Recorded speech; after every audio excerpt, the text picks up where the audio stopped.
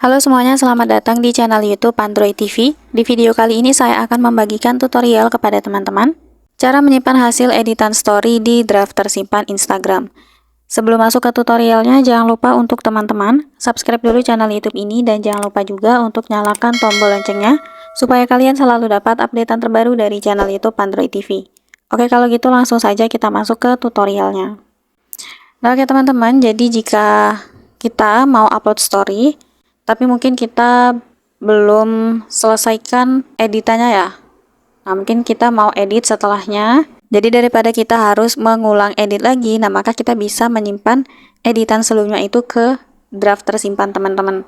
Jadi kita bisa langsung lanjutkan editannya dan bisa kita posting setelah itu. Nah, untuk caranya itu silakan kita buka Instagram.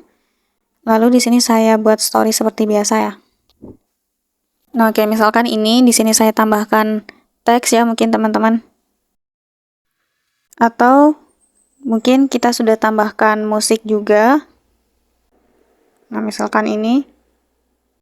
Nah, mungkin kalian lagi buru-buru ya, belum selesai teredit atau mungkin memang belum mau kalian posting. Nah, daripada kita harus mengulang editnya lagi nanti teman-teman, jadi lebih baik kita simpan ke draft ya. Nah, untuk caranya itu kita kembali saja. Nah, lalu di sini kita bisa klik simpan draft teman-teman. Langsung saja diklik. Nah, draft akan dihapus secara permanen 7 hari setelah pertama kali Anda simpan. Kita klik OK. Nah, oke, sudah tersimpan ya. Oke, jika setelah itu kalian mau posting menggunakan editan tadi, caranya kita masuk lagi ke story. Kita klik galeri yang ada di bawah. Nah, maka di sini ada opsi draft nih teman-teman. Langsung saja diklik. Nah, ini dia draft yang sudah kita buat tadi. Kita klik saja.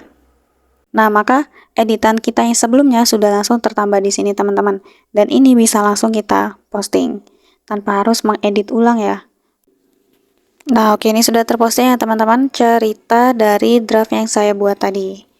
Seperti itu. Jadi caranya sangat mudah untuk menyimpan hasil editan story di draft Instagram. Sekian dulu tutorial di video kali ini. Semoga tutorial yang saya bagikan bermanfaat dan selamat mencoba.